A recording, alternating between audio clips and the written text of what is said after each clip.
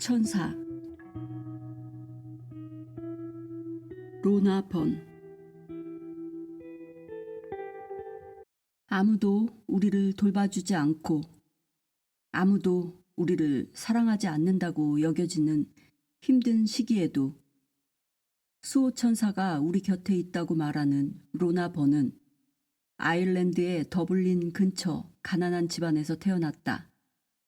말이 늦고 이따금씩 혼자만의 세계에 빠진 것처럼 보일 때가 많다는 이유로 의사가 그녀에게 내린 지적 장애 진단은 이후 그녀의 삶에 깊고 잔인한 영향을 미쳤다. 학교와 친구들 사이에서 외톨이가 된 것은 물론 가족들로부터도 무시당하는 고독한 삶이 이어졌다. 그러나 로나는 지적 장애가 있는 것이 아니라 다른 눈을 통해 세상을 보고 있었다. 어렸을 때부터 그녀는 자신의 수호천사들을 보고 대화를 나눌 수 있었다. 언제나 최고의 놀이 친구들이자 교사가 되어준 수호천사들의 보호 속에 그녀는 외로움을 극복하고 사람과 세상을 배우며 성장했다. 2008년 아일랜드에서 출간 즉시 20주 연속 베스트셀러 1위를 기록하고 미국, 독일, 일본 등 세계 40여 국에서 출간된 이 책은 그녀의 자전적 감동 실화로 심한 난독증 때문에 읽고 쓰는 것이 고통이었지만 녹음기와 음성 인식 컴퓨터를 이용해 그녀가 3년 반에 걸쳐 완성했다. 우리 모두는 언제든 자신의 수호천사에게 도움을 요청할 수 있다고 말하는 이 이야기들을 당신은 믿기 어려울지도 모른다. 사람들은 누구나 문제를 안고 살아간다. 역설적으로 그것이 바로 수호천사가 존재하는 이유이다. 이렇게 부탁해보라. 당신에게도 수호천사가 있다면 신호를 보내달라고. 이 책에 대하여. 이 책은 어렸을 때부터 세상에 존재하는 천사와 사람들의 수호천사를 볼 수 있었던 한 여성이 들려주는 자신의 삶에 대한 기록이다. 로나는 아일랜드의 한 가난한 가정에서 태어났다. 3살 무렵 그녀의 부모는 그녀가 정신지체를 겪고 있다고 판단했다. 그러나 사실 로나는 남들과 조금 다를 뿐이었다. 그녀의 주위가 산만해 보였던 것은 언제나 주위를 맴돌고 있는 천사들과 영혼들을 보는 그녀의 능력 때문이었다. 로나는 다른 사람들도 자신과 같은 눈으로 이 세계를 볼 수 있다고 생각했지만 점차 자라면서 이것이 자신만의 독특한 재능임을 깨닫게 되었다. 이때부터 그녀는 이 사실을 남에게 알리지 않고 주위 사람들과 거리를 두고 살아왔다. 지체와 판정을 받고 자랐지만 천사들이 그녀의 교사 역할을 대신 해주었고 오히려 이로 인해 그녀는 세상으로부터 보호받으며 성장할 수 있었다. 사람들과 접촉을 제한한 것은 그녀의 순수성을 보호하고 더 중요한 것들을 가르쳐주기 위한 천사들의 뜻이었다. 로나에게 늘 무엇인가를 가르쳐 주었던 천사들은 그녀가 중년의 나이에 이르자 지금이 이 책을 써야 할 때라고 일러주었다. 독서 장애 판정을 받기도 한 로나는 여전히 잘 읽지도 쓰지도 못한다. 그녀는 자신의 이야기를 컴퓨터상의 목소리로 녹음했고 이것이 장기간의 힘든 노력 끝에 글자로 옮겨져 이 책이 탄생하게 되었다. 그녀의 책은 2008년 세상에 소개된 후 불과 몇 주 만에 아일랜드에서 베스트셀러가 되었고 이후 영국과 독일에서도 베스트셀러 목록에 올랐다. 다빈치 코드를 출판한 미국의 더블데이 출판사는 수십만 달러의 저작권료를 지불하고 그녀의 책 판권을 사들여 2009년에는 미국에서도 책이 출간되었으며 이후로도 그녀의 책은 40개국 이상으로 퍼져나갔다. 우리들 각자에게는 수호천사가 있지만 다만 우리가 그들의 도움을 인식하지 못할 뿐이라고 로나는 말한다. 이 책은 그녀의 삶과 천사들과의 관계 그리고 우리 혼자 해결할 수밖에 없는 일들에 있어서 그녀가 어떻게 천사들의 도움을 받았는가의 이야기들로 채워져 있다. 천사들이 미리 알려준 대로 이루어진 첫사랑 조와의 결혼과 젊은 나이에 세상을 떠나게 될 남편의 운명까지. 로나는 말한다. 이 세상은 희망으로 가득 차 있다. 우리는 모두 영혼이 있기 때문에 절대로 죽지 않는다. 그 영혼은 다른 영혼들의 보호를 받고 있다. 최선을 다해 사는 것이야말로 위대한 일이라고 신이 나에게 보여주었다. 가끔씩은 좌절을 하기도 하지만 다시 노력하면 되는 것이다. 고대 아일랜드의 켈트족은 우리의 육체 속에 영혼이 있는 것이 아니라 우리의 영혼 속에 육체가 있다고 믿었다. 다시 말해 우리의 육체는 영혼들의 안내와 보호를 받는 존재이다.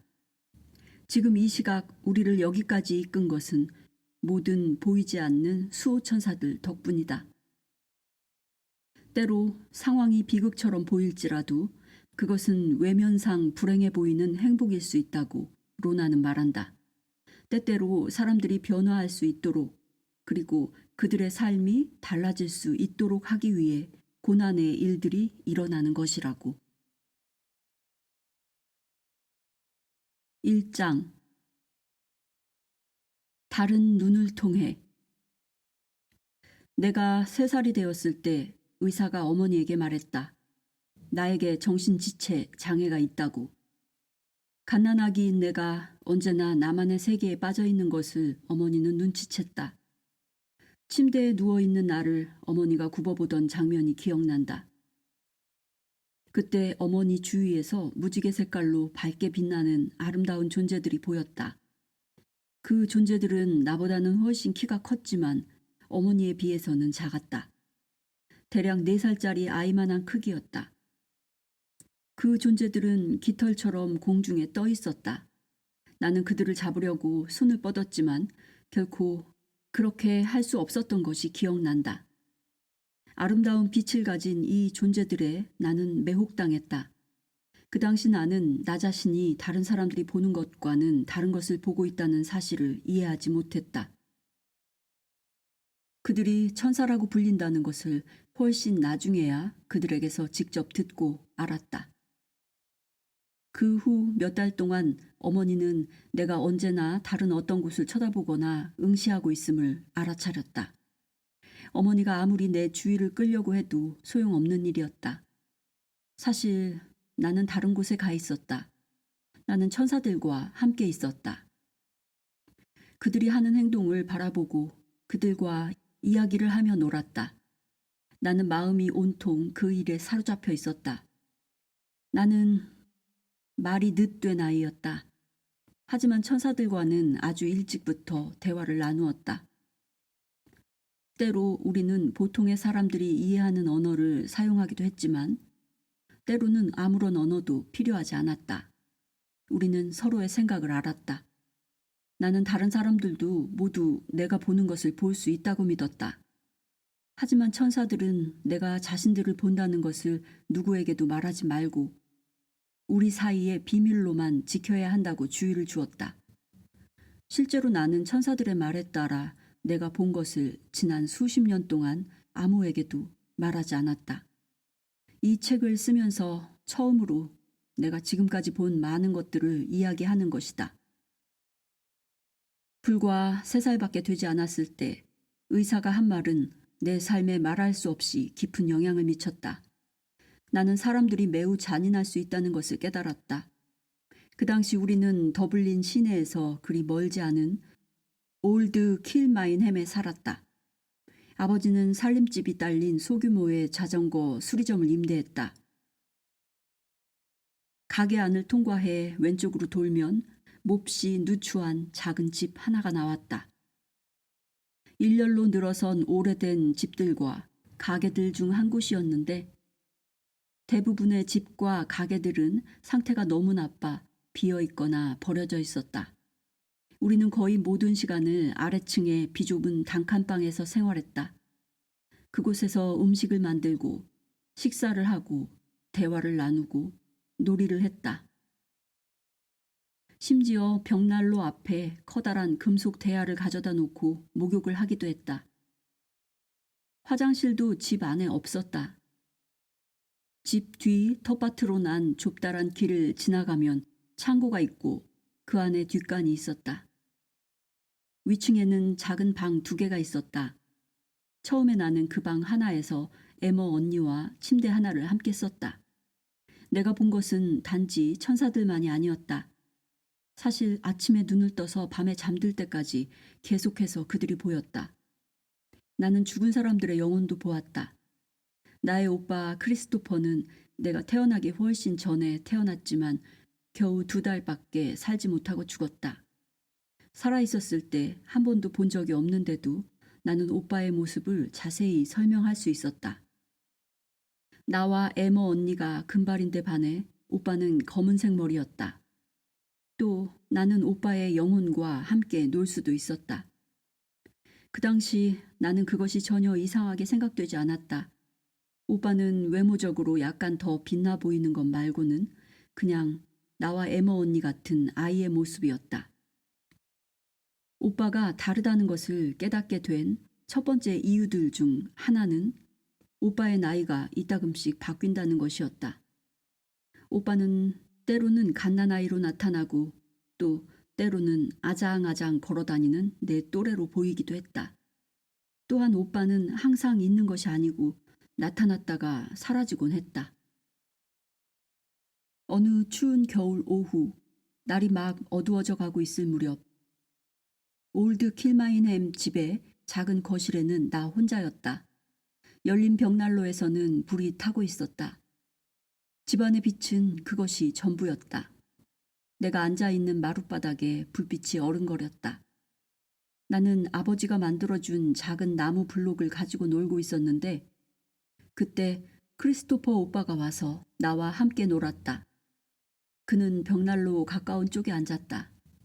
오빠는 자기가 앉은 자리가 나한테는 너무 뜨겁지만 자기는 열을 느끼지 않기 때문에 괜찮다고 말했다. 우리는 함께 탑을 쌓았다. 내가 나무 블록 하나를 놓으면 오빠가 그 위에 다른 블록 하나를 얹었다. 탑이 점점 높아지다가 문득 우리의 손이 맞닿았다. 나는 깜짝 놀랐다. 오빠는 내가 접촉한 다른 사람들과 너무도 달랐다. 내 손이 닿을 때 오빠의 손에 불꽃이 일었다. 마치 작은 별들이 날아다니는 것 같았다. 그 순간 나는 오빠의 몸속으로 들어갔다. 아니면 오빠가 내 몸속으로 들어왔는지도 모른다. 마치 우리가 합쳐져서 하나가 된 것 같았다. 나는 너무도 놀라 나무블록 탑 위로 넘어지고 말았다. 나는 웃음을 터뜨리면서 다시 오빠를 만졌다. 그때 처음으로 나는 오빠가 살과 피를 갖고 있지 않음을 완전히 깨달았다. 그렇다고 크리스토퍼 오빠를 천사와 혼동한 적은 한 번도 없었다. 내가 본 천사들은 때로는 인간의 모습을 하고 있었지만 그때에도 대부분 날개를 가지고 있었으며 2발은 땅에서 약간 떠 있었다.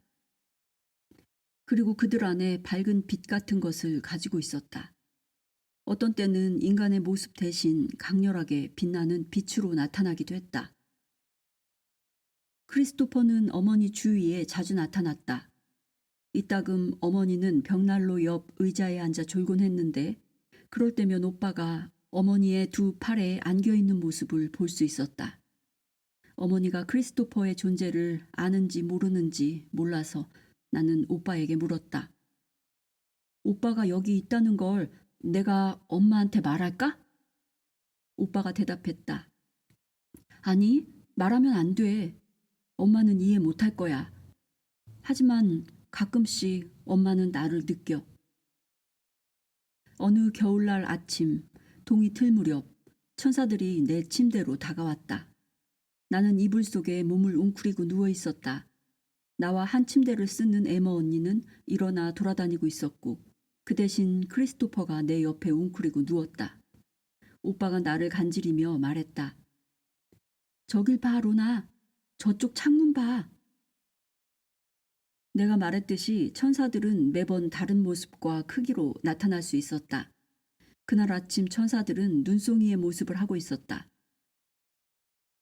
창문의 유리가 수증기처럼 보이고 각각의 눈송이들이 유리에 부딪힐 때마다 갓난아기 크기의 천사들로 변하는 것이었다. 그 천사들은 태양광선에 실려 창문을 통과해 안으로 들어왔으며 저마다 하얗게 빛나는 눈송이들로 뒤덮인 것처럼 보였다. 천사들이 나를 만지자 그들의 몸에서 내 몸으로 눈송이들이 떨어졌다. 내 몸에 닿으면서 눈송이들이 나를 간지렸는데 놀랍게도 차갑지도 않고 따뜻했다. 크리스토퍼가 말했다.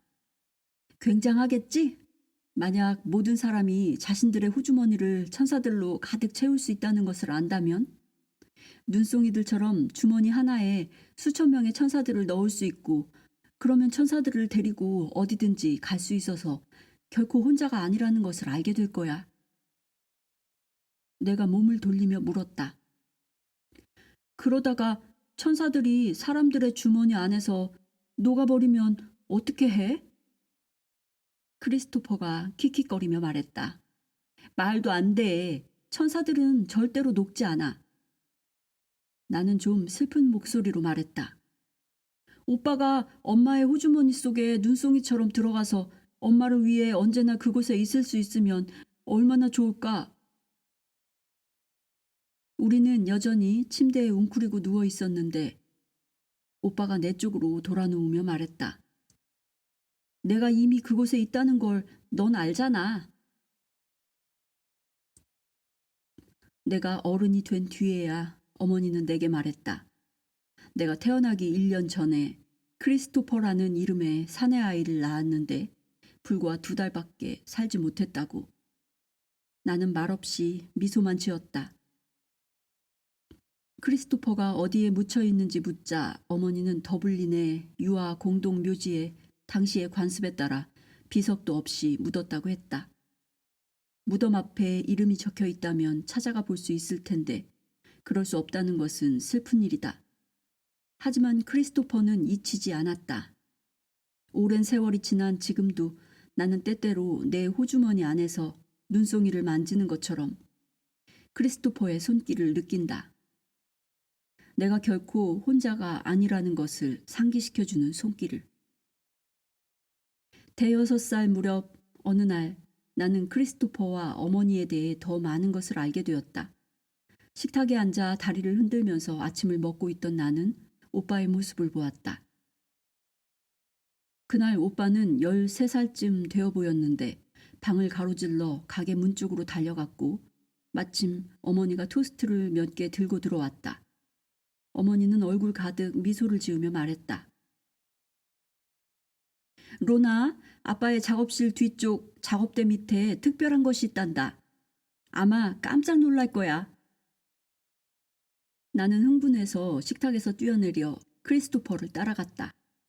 오빠는 곧바로 가게를 가로질러 어두운 작업실 안으로 들어갔다. 나는 문 앞에 멈춰 설 수밖에 없었다. 아니, 너무 어두워서 아무것도 보이지 않았기 때문이다. 어둠에 눈이 익숙해질 때까지 기다려야 했다. 하지만 오빠는 은은하게 빛나는 빛과 같았다. 그 빛으로 내가 지나갈 수 있도록 어수선한 작업실을 밝혀주었다. 오빠가 소리쳤다. 고양이가 새끼들을 낳았어! 정말로 그곳에서 아주 작은 새끼 고양이 4마리를 볼 수 있었다. 크리스토퍼의 빛 덕분에 잘 보였다. 3마리는 새까맣고 1마리는 흰색이 섞인 검정색이었다. 너무도 귀엽고 부드럽고 윤기가 났다. 어미 고양이 블랙키가 상자 밖으로 나와 기지개를 켜더니 작은 창문으로 뛰어올라 정원으로 나갔다. 나는 고양이를 따라 밖으로 달려나가면서 크리스토퍼를 불렀지만 오빠는 나오지 않았다. 나는 다시 들어가서 물었다. 왜 밖으로 나오지 않아? 오빠는 나를 진정시키려는 듯이 내 손을 잡았다.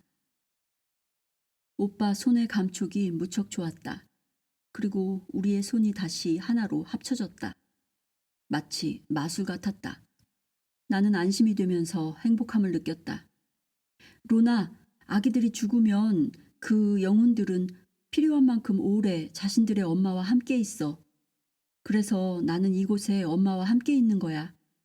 만약 내가 집 밖으로 나가면 그 모든 기억들을 깨트리는 것이 돼. 난 절대로 그렇게 하지 않을 거야. 오빠가 한 말의 의미를 알 것 같았다. 어머니는 오빠에게 너무도 많은 사랑을 쏟아부었다. 임신을 해서 뱃속에 아기를 품고 다니던 날의 모든 기억, 출산, 두 팔에 아기를 안고 집으로 데려올 때의 기쁨과 행복. 그때 이미 어머니는 의사들이 안심을 시켰음에도 불구하고 무엇인가 잘못되었음을 느꼈다. 크리스토퍼가 죽기 직전까지 어머니는 크리스토퍼와 함께 소중한 몇 주를 보냈다. 오빠는 내게 어머니가 자기에게 쏟아부은 모든 사랑에 대해 말했다. 그리고 지금은 오빠가 그 사랑을 어머니에게 주고 있었다. 그래서 오빠의 영혼은 집 안에만 머물고 절대로 집 밖으로 나가지 않았다. 우리가 올드 킬마인햄의 그 작은 가게를 영원히 떠나야만 하는 날이 올 때까지. 마침내 어머니는 나의 작은 오빠를 보내줄 준비가 된 듯했고 앞으로 나아갈 만큼 충분히 강해진 것처럼 보였다. 천사를 볼 때 나는 모든 동작을 멈추고 똑바로 응시하기를 좋아한다. 그럴 때면 마치 내가 엄청난 힘의 현존 앞에 있음을 느낀다. 더 어렸을 때는 천사들이 대개 인간의 모습을 하고 나타났다. 내가 받아들이기 쉽도록 하기 위해서였다. 지금은 더 이상 그럴 필요가 없다. 천사들이 언제나 날개를 달고 있진 않지만 날개를 달고 나타날 때면 나는 종종 그들의 형상에 놀라곤 한다. 때로 그들은 불꽃과 같은데 그러면서도 형태와 입체감을 지니고 있다. 어떤 천사들의 날개는 깃털이 달려 있지만 내가 본 한 천사는 매우 가늘고 크고 뾰족한 날개를 달고 있어서 날개라고 믿기가 어려웠다. 그 천사에게 날개를 펼쳐보라고 말하고 싶을 정도였다. 날개가 있든 없든 천사들이 인간의 형상을 하고 나타날 땐 눈이 그들의 가장 매력적인 특징 중 하나이다. 천사들의 눈은 인간의 눈과는 다르다. 생생히 살아있으며 생명력과 빛과 사랑으로 가득 차 있다. 마치 생명 그 자체의 본질을 담고 있는 듯하다. 그 눈에 담긴 밝은 빛이 당신을 완전하게 채운다. 나는 천사들의 발이 실제로 땅에 닿는 것을 한 번도 본 적이 없다. 천사가 나를 향해 걸어올 때면 땅과 그들의 발 사이에서 일종의 에너지의 방석 같은 것이 보인다.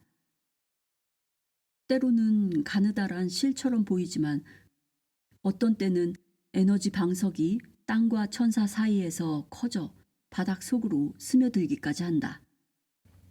내가 아주 어렸을 때부터 자주 나타나던 특별한 천사가 있었다. 처음 보았을 때 그는 내 방의 구석에 서 있었으며 단지 로나 하고 내 이름을 부를 뿐이었다. 어떤 면에서 그는 다른 천사들과 같았지만 그에게는 무엇인가 다른 면이 있었다. 다른 천사들보다 더 강렬한 빛이 났으며 위엄을 갖춘 존재감과 남성적인 강한 힘을 지니고 있었다. 처음 본 순간부터 그가 방패처럼 나를 보호할 준비가 되어 있음이 언제나 느껴졌다. 그때부터 그는 계속해서 나타났고 나는 서서히 그와 친해졌다.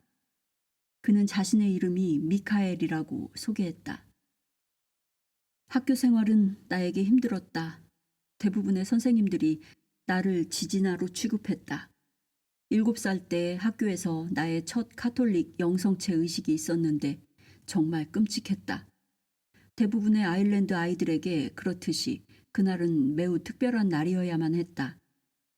교실에서 첫 영성체 준비를 하는 날이었다. 제대로 교리문답 공부를 했는지 확인하기 위해 선생님들은 아이들에게 여러 가지 질문을 던졌다. 하지만 나한테는 신경조차 쓰지 않았다. 선생님들은 말했다. 너한테는 물어보는 게 의미가 없겠지?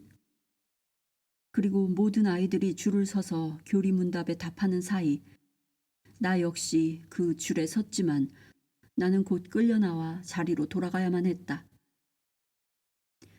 어린 나에게는 말할 수 없는 상처였다. 그래서 교실 뒷자리 혹은 구석 벤치에 앉아 있는 동안 나는 나의 천사들에게 물었다. 선생님들은 나도 교리문답을 알고 있다는 것을 모르는 거야? 나한테는 기회조차 주지 않아.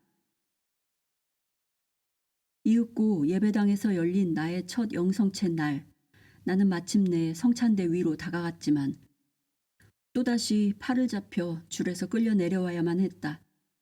선생님들이 나보다 더 나은 여자아이들이 먼저 앞장서야 한다고 결정을 내렸기 때문이다. 그러나 친절한 사람들도 있었다. 내가 5살쯤 되었을 때다. 모더니리라는 이름으로 기억되는 한 수녀님이 있었다. 그 수녀님도 다른 교사들에게서 내가 멍청하고 지능이 모자란 아이라고 들었지만 나는 왠지 그분이 나를 더 잘 안다고 느꼈다. 수업 시간이면 수녀님은 내게로 다가와 몇 가지 간단한 질문들을 던지곤 했으며 나는 언제나 답을 알았다. 그러면 그분은 미소를 지으며 내 머리를 쓰다듬었다. 가끔 있는 몇몇 사람들의 이런 친절한 행위에도 불구하고 나는 늘 아웃사이더로 자랐다. 사람들은 내가 다르다는 것을 알았지만 그것을 이해하지는 못했다. 내 삶의 이런 측면이 나는 너무도 힘들었다. 그것은 지금도 마찬가지다. 사람들은 내가 세상을 너무 믿는다고, 너무 솔직하다고 말한다. 하지만 나는 달리 어떻게 할 수가 없다. 이상한 일은 말이나 행동에 있어서 언제나 솔직하고 주변 사람들을 진실하게 대하기가 어렵다는 것이다. 그렇게 하면 고립당하기 쉽다. 심지어 오늘날에도 사람들이 나에 대해 생각하고 나를 쳐다보는 방식은 나에게 큰 영향을 미친다. 설령 그들이 나에 대해 잘 모를 수도 있고 혹은 내가 하는 일을 안다고 해도 사람들은 어떤 차원에서 내가 자신들과 다르다는 것을 안다. 친구들과 모인 자리에서 새로운 누군가를 만나면 그들은 나에 대해 전혀 모르는데도 불구하고 나중에 내 친구들에게 나에게서 평범하지 않은 무엇, 꼭 집어 말할 수 없는 무엇인가를 느꼈다고 말하곤 한다. 그렇다. 그렇다 보니 다른 많은 사람들과 더불어 살아가기가 쉽지 않다. 그러나 나의 학교 생활은 호수스라는 이름의 특별한 천사 덕분에 훨씬 견딜만 했다. 어느 날 아침 여느 때처럼 함께 등교하는 나보다 조금 나이 많은 여자아이를 따라가느라 뛰다시피 학교에 가고 있을 때였다. 문득 가로등 기둥 뒤에 숨어있는 아름다운 천사가 보였다. 그는 나를 웃기기 위해 일부러 잔뜩 인상을 쓰고서 바라보았다. 그날 이후 호수스는 거의 매일 아침 등교길에 나타나곤 했다. 나는 요즘도 여전히 정기적으로 그를 보게 된다. 지금도 그렇지만 그 당시 호수스는 고루한 학교 선생님처럼 보였다. 그는 주로 몸에 휘감기는 파란색, 하지만 색깔이 변할 수 있는 파란색 옷을 입었으며 우스운 모양의 모자를 쓰고 손에는 두루마리 책을 들고 다녔다. 두 눈은 빛이 나고 별처럼 반짝였다. 마치 젊은 교수처럼 보였다. 열정이 넘치고 권위와 지혜로 가득 찬 사람처럼. 호수스는 내 주변의 다른 천사들과는 다르게 항상 같은 모습이다. 예를 들어 미카엘은 대부분의 경우 인간의 모습을 선택해 나타나지만 대개는 내 요청 때문이었다. 나로서는 그것이 더 쉽기 때문이다. 그렇지만 우리가 있는 장소에 따라 그리고 그가 나에게 주려고 하는 메시지가 무엇인가에 따라 자주 다른 모습으로 나타난다. 나에게 호수스는 지식을 상징한다. 그는 매우 진지해 보이며 실제로도 진지한 성격일 수 있다. 그러나 그는 내가 의기소침해 있을 때 내 기분을 띄워주는 데에도 탁월한 능력을 지녔다. 학교에서 놀림을 당할 때나 어른들이 나를 쳐다보면서 함부로 말할 때면 호수스는 나를 위로하면서 그들을 무시하라고 말해주었다. 그러면서 이렇게 말하곤 했다. 그들은 아무것도 몰라. 처음에 나는 이 천사의 이름을 몰랐다. 그는 사실 나한테 말을 걸지 않았다. 호수스는 교실에 나타나서 선생님이나 다른 아이들을 흉내내거나 놀이를 하거나 혹은 이런저런 행동들로 나를 미소 짓게 했다. 때때로 하굣길에는 학교 정문이나 길 훨씬 아래쪽에서 나를 기다리곤 했다. 내가 처음으로 그에게 말을 걸었던 때를 기억한다. 그날은 방과 후에 에머 언니가 무용을 배우러 일찍 갔기 때문에 집에 같이 갈 사람이 없었다. 그래서 나는 학교를 나와 천천히 운동장을 가로질러 걸었다. 어쩌면 그 천사를 만나 대화를 나눌 수도 있을지 모른다는 희망을 가지고 학교 정문을 향해 걸어갔다. 그때였다. 기둥 뒤에서 내다보고 있는 그를 발견하자 무척 기뻤다. 그는 나에게 걸음을 서두르라고 소리쳤다. 비가 쏟아지기 전에 빨리 집으로 가야 해. 나는 학교 정문께 멈춰서서 주위를 둘러보았다. 근처에 아무도 없는 것을 확인하고 나는 그의 이름을 물어보았다. 호수스. 그가 이름을 말했고 나는 대답 대신 그냥 킥킥 웃었다. 나는 학교에서 집까지 뛰어갔고 호수스도 나와 함께 뛰었다. 내가 기억할 수 있는 것은 집에 오는 동안 내내 우리가 웃었다는 것이다. 2장 문지기들. 아버지의 자전거 수리점은 벌이가 별로 좋지 않았다. 사실 그 지역에 사는 누구도 살림이 넉넉지 않았으며 그래서 사람들은 언제나 아버지에게 외상으로 수리를 맡기고 지불은 다음으로 미뤘다. 아버지는 마음이 모질지 못했기 때문에 우리는 자주 배가 고팠다. 우리가 먹는 음식이라고는 빵과 마가린 또는 빵과 잼이 거의 전부였다. 나는 배가 고프다 못해 쓰렸지만 어머니와 아버지가 충분히 고생하고 있다는 것을 알았기 때문에 한 번도 불평한 적이 없었다. 그러다가 결국 나는 위에서 심한 통증을 느껴 병원에 가야만 했다.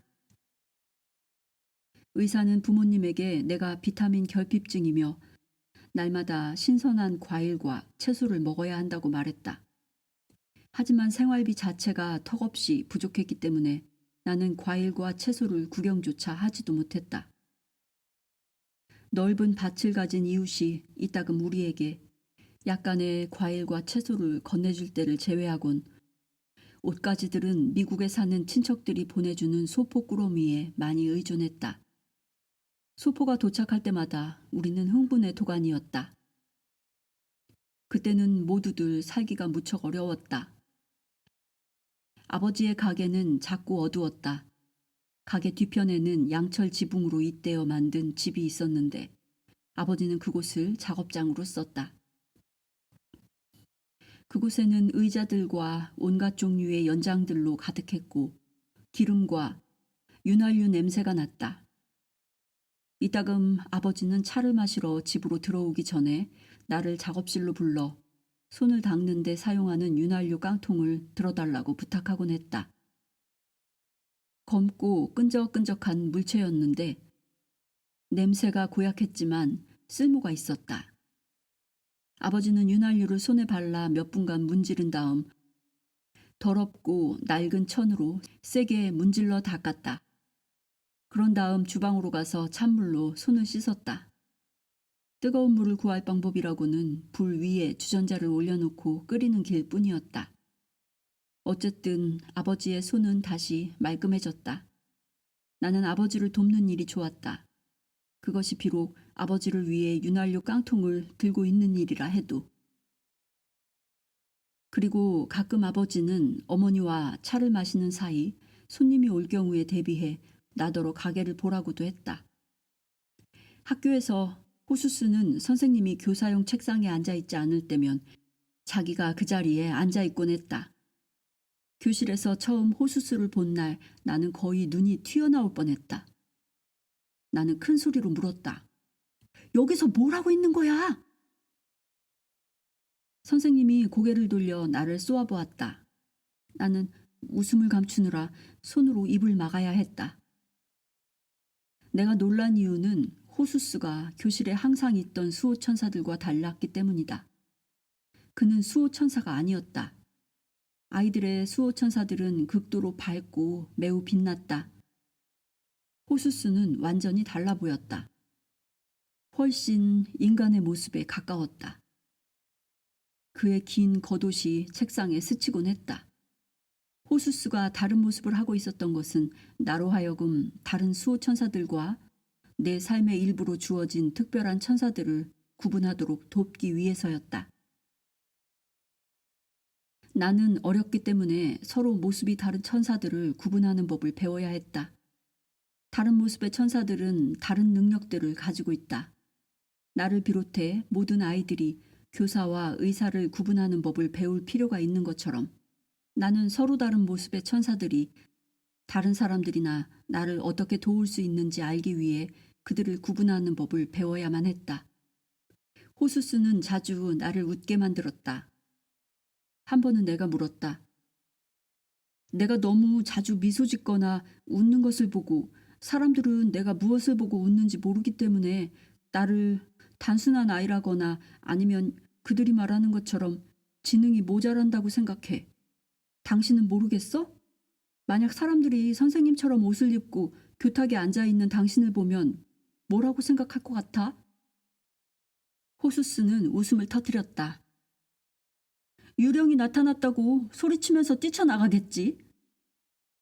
사람들은 당신이 천사라는 걸 모를까? 사람들은 몰라. 네가 우리를 보는 것처럼 우리를 보지 않거든.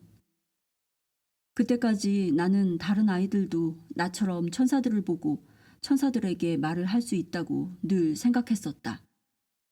7살이 되어서야 사정이 언제나 그렇지만은 않다는 것을 눈치채기 시작했다.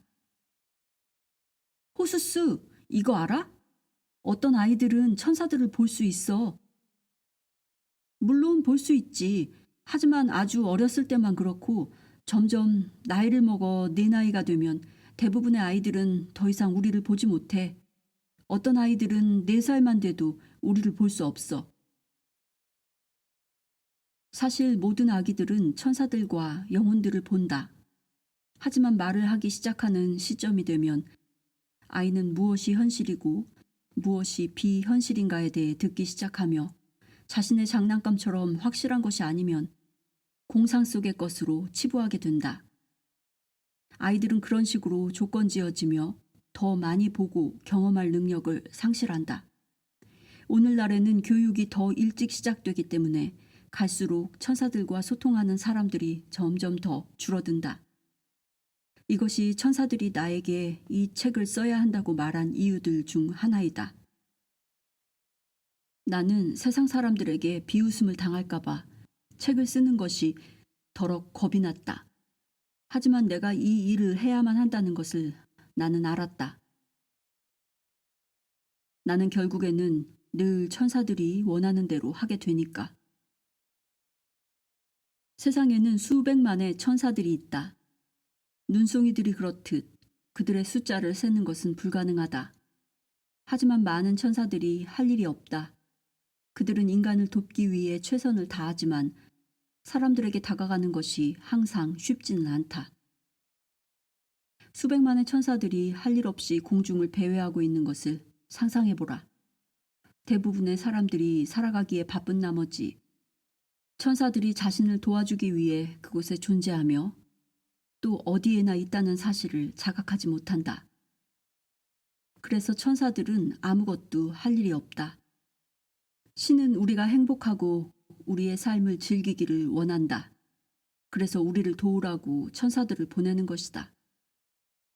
수없이 많은 영적인 도움의 손길들이 우리를 기다리고 있으며 우리 중 누군가는 손을 뻗어 도움을 얻는 반면에 많은 이들은 그렇지 못하다. 천사들은 우리 옆을 걸으면서 자신들이 그곳에 있다는 것을 우리에게 말하지만 우리는 들으려고 하지 않는다. 우리는 스스로 모든 것을 할 수 있다고 믿는다. 우리는 우리가 영혼을 가진 존재임을 잊었으며 단순히 피와 살을 가진 존재라고 믿는다. 우리는 그 이상 아무것도 없다고 믿는다. 내세도 없고 신도 없고 천사들도 없다고. 우리가 물질주의자가 되고 자신에게 사로잡혀 사는 것은 조금도 이상한 일이 아니다. 인간은 피와 살 이상의 존재이다. 당신이 이 사실을 자각하고 자신이 영혼을 가진 존재임을 믿기 시작한다면 당신의 수호천사와의 연결이 시작될 것이다. 당신이 이 글을 읽고 있는 동안 당신이 이 내용을 믿든 믿지 않든 지금 당신 옆에는 천사가 있다. 그는 당신의 수호천사이며 결코 당신을 떠나지 않는다. 우리는 저마다 하나의 선물을 받았다. 빛의 에너지로 만들어진 방패가 그것이다. 그 방패로 우리 주위를 감싸는 것이 수호천사의 중요한 임무 중 하나이다. 신과 천사들에게는 우리 모두가 동등한 존재이다. 다른 사람들이 우리에 대해 어떻게 생각하든, 좋게 생각하든 나쁘게 생각하든 상관없이 우리 모두는 보호받고 보살핌받고 사랑받을 자격이 있다. 나는 사람들을 볼 때 실제로 그들을 감싸고 있는 이 방패를 볼 수 있다. 그것은 마치 살아있는 생명체와 같다. 당신의 수호천사는 당신의 몸과 당신 영혼의 문지기이다. 그는 당신이 잉태되기도 전에 당신에게 배정되었다. 당신이 어머니 뱃속에서 자라는 동안 그 매 순간 당신을 보호하면서 당신과 함께 그곳에 있었다. 일단 당신이 태어나서 자라기 시작하면 수호천사는 단 한순간도 당신 곁을 떠나는 법이 없다. 당신이 잠을 잘 때도 화장실에 있을 때도 그는 언제나 당신과 함께 있다. 당신은 결코 혼자가 아니다. 그리고 당신이 죽을 때도 수호천사가 당신 곁에 있다. 당신이 육체를 떠나는 것을 도우면서 수호천사는 또한 다른 천사들이 언제든 당신을 돕기 위해 당신 삶에 들어오는 것을 허용한다. 그 천사들은 왔다가 간다. 나는 그들을 교사천사들이라고 부른다. 당신은 이 모든 이야기들을 믿기 어려울지도 모른다. 만약 믿지 못하겠다면 당신은 먼저 자신의 회의론에 질문을 던져야 한다. 당신이 냉소적이라면 당신의 냉소적인 태도에 질문을 던져야 한다. 천사들의 존재 가능성에 마음을 연다고 해서 당신의 영적인 자아에 마음을 열고 자신의 영혼에 대해 배운다고 해서 당신이 잃을 것이 무엇인가? 지금부터 천사들에게 도움을 요청하라. 천사들은 훌륭한 교사들이다. 어린 시절 나는 나를 가르치고 나에게 여러 가지를 보여주는 천사들과 무척 많은 시간을 보냈기 때문에 혼자서 몇 시간을 있어도 행복했다. 내가 가장 좋아한 장소들 중 하나는 언니와 함께 쓰던 작고 아늑한 방이었다. 그 방은 천장이 낮고 경사졌으며 창문이 야트막하게 나 있었기 때문에 무릎을 꿇거나 웅크리고 앉아서 바깥 거리를 오가는 모든 풍경을 내다볼 수 있었다. 나는 이웃 사람들이 길 아래쪽으로 지나가는 것을 구경하곤 했는데 때로는 그들 곁에서 함께 가고 있는 그들의 수호천사들을 보곤 했다. 그때는 그들이 수호천사인 줄 몰랐다. 마치 밝게 빛나는 아름다운 사람이 사람들과 함께 가고 있다고 생각했다. 수호천사는 약간 공중에 떠 있는 것처럼 보일 때도 있었지만 어떤 때는 인간과 똑같이 걷고 있는 것처럼도 보였다. 때로는 심지어 그 사람의 일부인 것처럼 보이기도 했으며 뒤에서 날개로 그 사람을 포옹하고 있기도 했다. 마치 보호하려고 껴안듯이. 이 천사들 역시 크기가 각양각색이었다. 어떤 때는 작은 불꽃으로 일어나 점점 커져서는 완전한 실물 크기가 되었다. 또 어떤 때는 자신들이 돌보는 사람보다 훨씬 몸집이 거대하고 키도 큰 존재로 나타났다. 수호 천사들은 빛이 났으며 종종 금빛이나 은빛, 푸른빛 혹은 다양한 색깔의 옷을 입고 있었다. 나는 영혼들도 보았다. 크리스토퍼 오빠를 본 것처럼 언덕 위쪽에 살고 있는 한 이웃은 가끔 자신의 아이들을 데리고 창 앞을 지나가곤 했다. 크고 낡은 유모차에 탄 아기와 이제 겨우 아기 태를 벗은 2명의 아이들, 그리고 그들과 함께 걷는 노인이 보였다. 하루는 그 이웃이 우리 가게에 어머니와 함께 있었는데 나는 그 아주머니가 최근에 세상을 떠난 자신의 아버지가 몹시 보고 싶다고 말하는 걸 들었다. 나는 내가 본 그 노인이 그 아주머니의 아버지이며 아이들의 할아버지임을 알았다. 아주머니가 자신의 아버지를 보고 싶다고 말하고 있는 그 순간에도 그가 그 옆에 서 있는 것을 보고 나는 미소를 지었다. 아주머니는 단지 그를 볼 수 없었을 뿐이다. 노인은 딸을 너무도 사랑했기 때문에 그녀에게 도움과 위안을 주기 위해 영혼으로나마 늘 그녀 곁에 있었으며 그녀가 그를 보낼 준비가 될 때까지 그녀와 함께 있을 것이었다. 처음에는 이 영혼들의 모습을 살아있는 사람들과 혼동하기 쉬웠다. 크리스토퍼 오빠에 대해서도 그랬었다. 천사들은 나에게 영혼과 실제 사람의 차이를 알아보는 법을 몇 번이나 가르쳐 주었다. 그것은 설명하기가 약간 어렵다. 영혼은 우리와 똑같아 보이지만 조금 더 빛이 난다. 마치 그들 몸 안에 빛을 가지고 있는 것처럼. 그들은 이 빛을 밝게 할 수도 또 어둡게 할 수도 있다. 빛이 더 밝을수록 그들은 반투명이나 투명에 더 가깝다. 영혼들이 자신의 빛을 어둡게 하면 그들은 눈에 덜 띄기 위해 이따금씩 그렇게 한다. 실제로 살아있는 육체를 가진 사람으로 착각할 가능성이 커진다.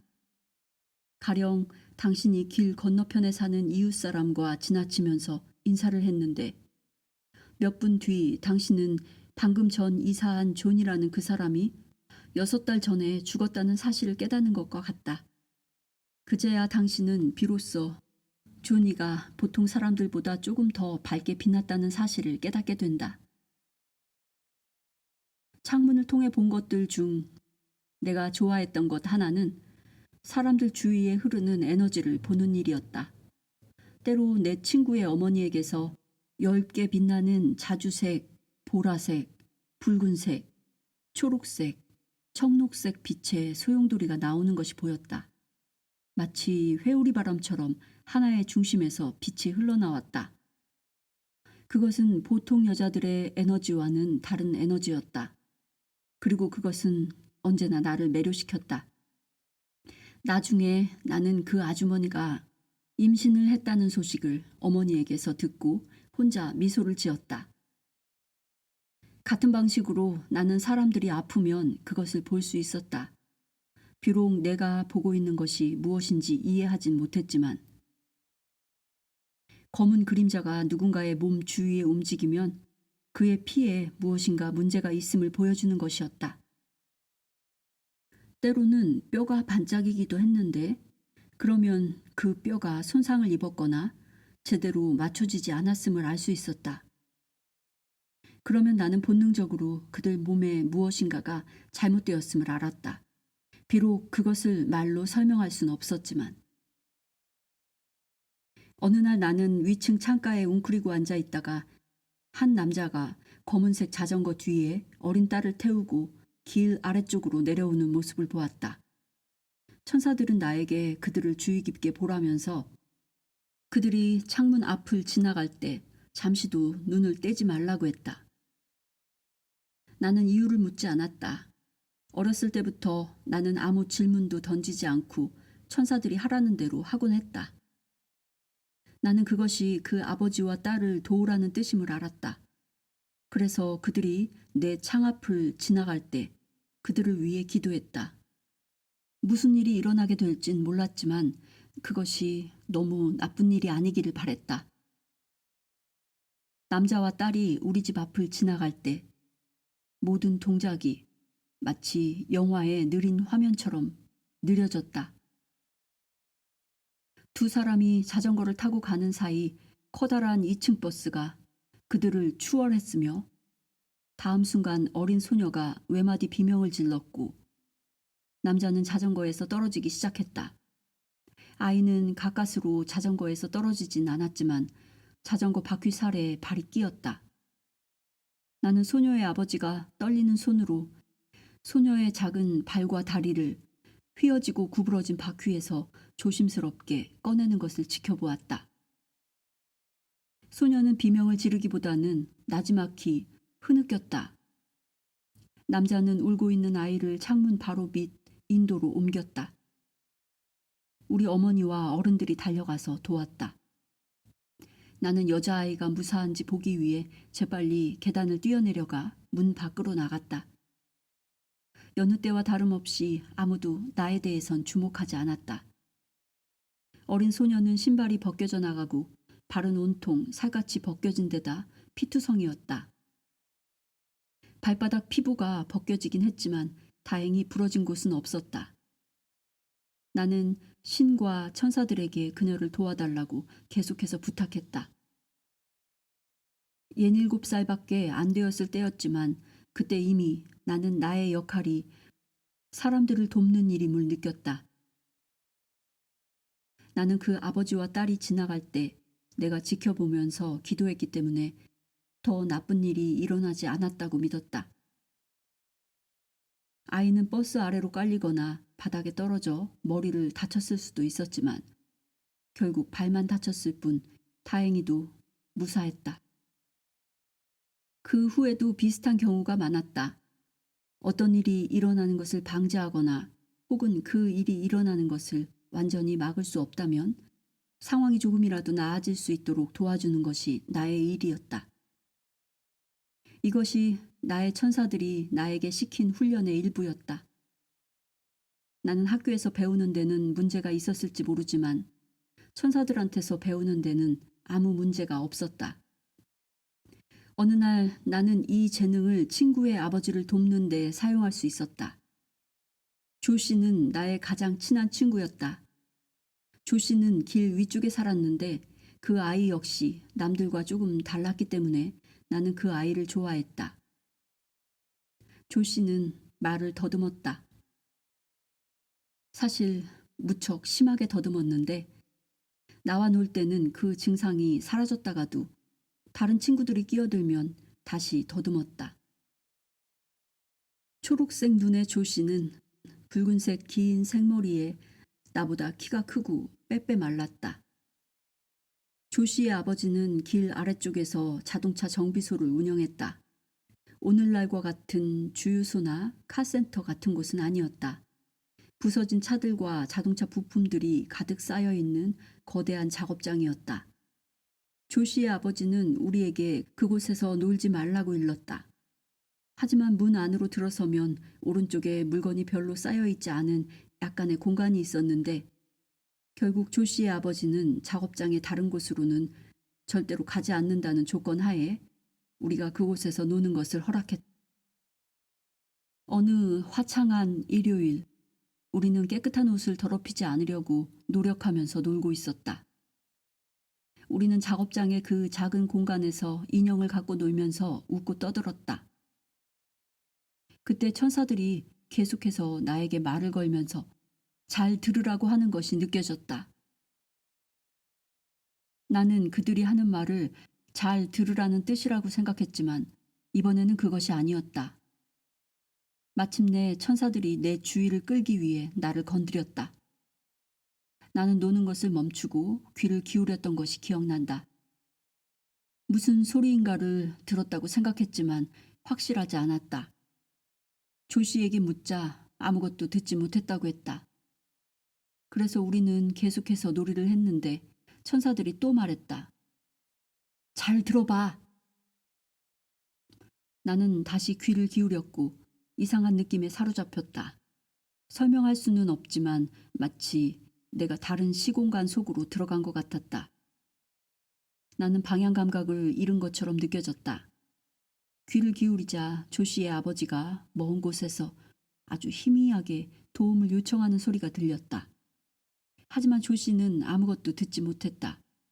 우리는 높이 쌓여있는 부서진 자동차들 속으로 걸어 들어가기가 겁났다.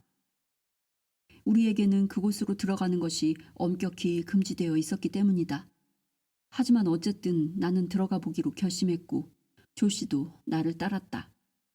한 천사를 따라 망가진 자동차들 사이로 걸어가면서 나는 계속해서 이렇게 말했던 것이 기억난다. 하나님, 천사들, 제발 조 씨의 아버지가 무사하게 해주세요. 우리는 조 씨의 아버지를 발견했다. 차 한 대가 굴러떨어져 그를 덮친 것이다. 사방에 피가 흥건했지만 그는 살아있었다. 나는 도움을 청하러 뛰어갔으며 조 씨는 그 자리에 남아있었다. 어디로 달려갔는지는 기억이 분명하지 않다. 조 씨네 집인지 우리 집인지. 모두가 달려왔다. 사람들은 우리를 다른 데로 가게 했다. 차를 들어 올려 조 씨의 아버지를 꺼내는 동안 다른 곳에 가 있으라고 했다. 구급차가 달려왔다. 세인트 제임스 병원은 도로 위쪽에 있었다. 다행히 조 씨의 아버지는 목숨을 건졌으며 점차 회복되었다. 나는 조 씨의 아버지가 무사한 것에 대해 신과 천사들에게 감사드렸다. 또다시 내가 누군가를 도울 수 있도록 천사들이 나를 도와준 것이다. 전에도 말했듯이 당신의 천사들은 당신을 돕기 위해 그곳에 있다. 그들의 존재를 인정하기 시작함에 따라 당신은 당신의 삶에서 그들의 손길을 느낄 수가 있다. 사실 천사들은 당신과 늘 접촉해왔다. 그들이 그곳에 있다는 것을 당신이 깨닫기를 바라면서. 그들은 삶에는 눈에 보이는 것보다 훨씬 많은 것들이 있음을 당신이 알기를 바란다. 우리는 우리의 삶을 단독으로 살아가지 않는다. 우리는 인간 육체 속에 있지만 우리 각자는 신과 연결된 하나의 영혼을 가지고 있다. 천사들 역시 신에게 연결되어 있다. 우리가 신의 이름을 부르는 순간 우리는 천사들에게 우리를 도울 능력을 부여하는 것이 된다. 다시 말해 우리는 천사들이 우리에게 능력을 부여하도록 천사들에게 능력을 부여한다. 신은 우리에게 자유의지를 주었으며 천사들은 그것을 침범하지 않는다. 만약 우리가 그들에게 떠나라고 말하면, 만약 우리가 도움을 원하지 않는다고 말하면 그때 신과 천사들은 한쪽으로 물러날 것이다. 하지만 그들은 완전히 떠나가지는 않는다. 그들은 근처 어딘가에서 기다릴 것이다. 어딘가로 가고 있을 때 왼쪽으로 가는 대신 오른쪽으로 간 경험이 있는가? 마음 깊은 곳에서 자신이 왼쪽으로 가야만 한다는 걸 알고 있었던 당신은 나중에 자신을 책망한다. 어쩌면 당신의 수호천사가 당신의 귀에 대고 왼쪽으로 가야 한다고 말해준 것일 수도 있다. 천사들은 보이지 않는 가운데 도와주기 위해 기다리면서 우리 주위 모든 곳에 있다. 하지만 우리 쪽에서 먼저 도움을 요청해야만 한다. 도움을 요청함으로써 우리는 천사들이 우리를 돕도록 허락할 수 있으며 그럼으로써 한 사람과 그의 수호천사 사이의 연결이 더 견고해진다. 그 모든 세월이 흐른 지금 나는 깨닫는다. 내가 천사들과 인간 사이의 통역자임을. 그래서 나는 자주 중개자로 부름을 받는다. 내가 이 특별한 역할을 맡기는 하지만 우리 모두는 천사들에게 도움을 요청할 힘을 가지고 있다. 나는 천사들에게 우리 가족을 도와달라고 자주 부탁했다. 우리 집은 형편이 좋지 않았다. 내가 7살이 되었을 무렵 어머니는 3명의 아이를 더 낳았다. 2 여동생 헬렌과 이파 그리고 남동생 벨이었다. 그래서 모두 5남매가 되었다. 게다가 어머니는 건강이 좋지 않아서 자주 병원을 드나들었다. 어머니가 병원에 입원하면 우리 가족은 갈라져서 어머니 쪽 친척들 집으로 보내졌다. 내가 5살 때 에머 언니와 나는 처음으로 메리 이모네 집에 지내러 갔다. 이모는 남편과 세 자녀와 함께 우리 집에서 그리 멀지 않은 곳에 살고 있었다. 하지만 몇 킬로미터밖에 안 되는 거리라고 해도 나한테는 세상 반대편처럼 느껴졌다. 처음으로 이모네 집을 보았을 때 나는 그곳을 궁전으로 착각했다. 우리 집에 비하면 어마어마하게 컸다. 그 안에 있는 모든 것이 화려하고 아름답고 따뜻했다. 반면에 우리 집은 늘 눅눅하고 추웠다. 이모네 집에서는 맨발로 부드러운 카펫 위를 뛰어다닐 수 있었다. 식사 시간에는 눈이 휘둥그레졌다. 세트로 된 접시와 컵들이 놓인 아름다운 식탁 위에 산더미 같은 음식이 차려져 나왔다. 그릇들이 너무나 섬세해서 실수로 깨트릴까봐 겁이 났다. 식사 때마다 잔치상 같았다.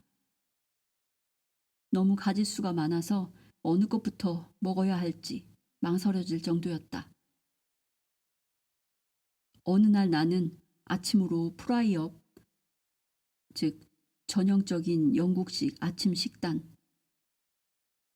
프라이업이 괜찮으냐는 질문을 받았는데 내 앞에 차려져 나온 음식에 입이 쩍 벌어졌다.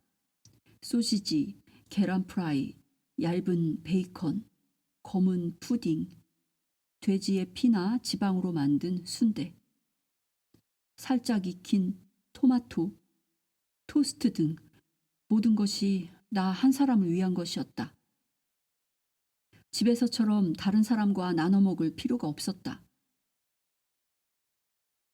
무엇보다 가장 좋은 것은 욕실이었다. 나는 욕조 끝까지 찰랑찰랑하게 뜨거운 물을 채우고서 목욕을 했다.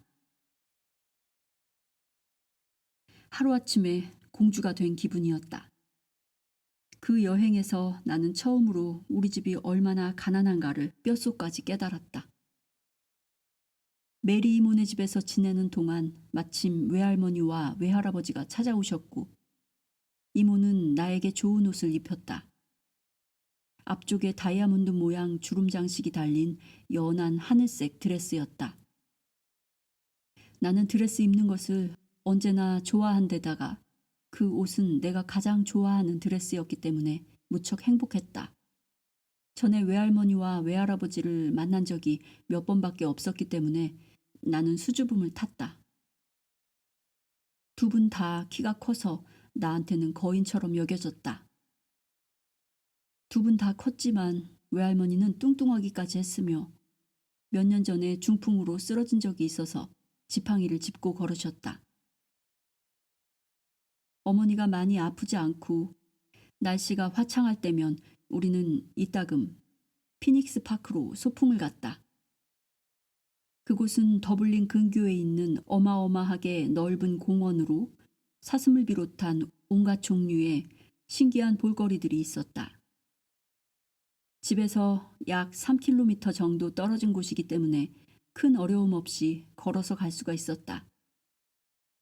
내가 8살이던 어느 일요일, 우리 식구 모두 공원을 향해 출발했다.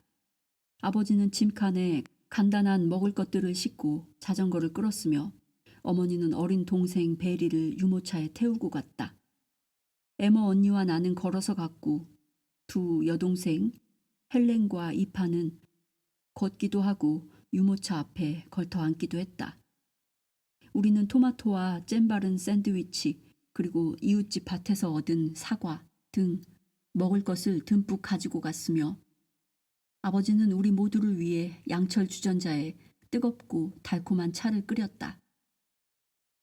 점심을 먹고 나서 나는 여자 형제들과 공놀이를 했다. 그리고 잠시 후 혼자서 크고 오래된 나무들 사이를 거닐었다. 나는 그곳에 있는 나무들 사이에서 노는 것이 좋았다. 모든 나무들은 아니지만 어떤 나무들의 에너지는 나를 자신들 쪽으로 끌어당겼다. 신비한 느낌이었다. 마치 자석처럼 설레이는 마법 같은 느낌이 나를 그 나무 쪽으로 끌어당겼다. 특정한 나무의 에너지가 나를 잡아당길 때까지 나는 나무들 사이를 뛰어다니며 나무들과 놀이를 했다. 그러다가는 이내 그 나무로부터 벗어나곤 했다. 나는 이런 식으로 몇 시간이고 놀 수 있었다. 하지만 그날 오후에는 언니와 여동생들이 와서 나더러 무엇을 하고 있느냐고 물었다. 나는 그냥 놀고 있다고만 대답했다. 굳이 설명할 필요를 느끼지 않았다. 어차피 그들은 이해하지 못할 테니까. 날이 저물 무렵 우리는 뛰어다니느라 지쳐서 어서 집으로 돌아가 저녁을 먹고 싶었다. 하지만 올드 킬마이넴 길의 모퉁이를 돌기도 전에 나는 무엇인가 잘못된 것을 알았다. 키가 무척 큰 천사 2명이 나를 향해 걸어오고 있었는데 그들이 다가오는 모습에서 나는 뭔가 끔찍한 일이 일어났음을 감지했다. 그들은 내 앞에 다가와서는 각자 한 팔로 나를 감싸 안았다. 길을 걸어 올라가면서 그들은 내게 우리 집 지붕이 주저앉았다고 말했다. 나는 큰 충격을 받았다. 집에 도착했을 때 나는 눈앞에 펼쳐진 장면에 말할 수 없이 겁에 질렸다. 그 광경에서 눈을 뗄 수가 없었다. 우리 집 지붕의 대부분이 폭삭 무너져 내려앉아 있었다. 아버지가 문을 열어보려고 했지만 열 수가 없었다. 마침내 어깨로 세게 밀자 먼지 구름이 자욱하게 밀려나왔다. 집안에 있는 어떤 것도 형체를 알아보기 힘들었다. 온통 파편투성이었다. 지붕이 주저앉으면서 천장도 아래로 무너져 내렸다. 어린 내 눈에는 집 전체가 무너진 것처럼 보였다. 이제 어디서 잠을 자지? 하는 생각이 들었던 기억이 난다. 우리는 파편들을 밟고 올라갔으며 어린 내 2다리에는 시멘트 파편이나 돌 조각들이 거대하게 느껴졌다. 사방에 먼지가 쌓이고 모든 물건이 산산조각 나 있었다. 가구들, 장난감들, 어머니가 소중히 여기는 물건들 모두가. 나는 어머니가 바닥에서 물건들을 집어들며 흐느껴 우는 것을 보았다. 그리고 충격 속에 서서 아버지와 어머니가 하나라도 물건을 건지려고 애쓰는 것을 바라보았다. 어머니가 크림색 줄무늬가 있는 작은 갈색 우유 주전자를 집어 올리며 말했다. 유일하게 깨지지 않은 것은 이거 하나뿐이군. 그 토기 주전자는 어머니의 결혼 예물 중 유일하게 남은 물건이었다. 어머니는 안 그래도 가진 것이 별로 없었는데 이제 그것들마저 사라진 것이다. 어머니 눈에 흐르던 눈물이 아직도 기억난다. 그 눈물을 보고 나도 울었으며 사실 아버지를 제외하고 우리 가족 모두가 울었다. 아버지는 우리더러 울지 말라고 모든 것이 잘 되게 할 테니 걱정 말라고 했다. 어머니와 아버지는 어떻게 해서든 잡동사니들을 치웠으며 아버지가 버팀목으로 지붕을 약간 들어 올려 우리는 그날 밤 그 아래서 잠을 잘 수 있었다. 하지만 매우 위험한 상황이었다. 나는 우리 집이 무너졌으니 이제 우리는 어떻게 해야 하며 어디로 가야 하지 하고 생각하다가 잠이 들었다. 우리는 이제 집이 없었으며 아버지 역시 생계 수단을 잃었다. 3장 천국으로 가는 계단. 감사하게도 사촌 언니 네티가 우리를 구조하러 와주었다. 네티는 아직 어린 나이라고 할 수 있는데도 자신 소유의 커다란 집에서 혼자 살고 있었다. 한두 해 전 그녀가 17살일 때 부모님이 모두 세상을 떠나면서 그 집을 유산으로 물려받은 것이다.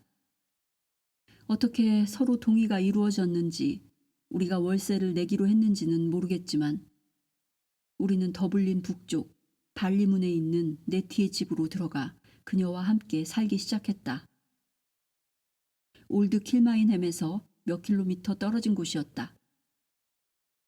나는 올드 킬마인햄을 좋아했기 때문에 처음에는 이사하는 것이 내키지 않았지만 발리문에 도착해서 넓은 정원과 큰 방들을 보고는 이내 행복해졌다. 무엇보다 중요한 것은 그 집이 견고하다는 것이었다. 절대로 무너지지 않으리라는 걸 나는 알았다. 위층에 방이 3개였는데 실내에 화장실과 욕실이 있는 정말 호화로운 집이었다. 아래층에는 뒤쪽 정원을 내다볼 수 있는 기다란 멋진 주방과 거실, 그리고 네티의 방이 있었다. 네티의 방은 원래는 식사하는 장소로 사용하던 곳인 듯 했다. 그 집에는 매혹적인 텃밭이 있었다. 나한테 그만큼 크게 느껴지는 텃밭은 그 이후로도 없었다. 우리는 그곳에서 너무도 많은 모험을 즐겼다.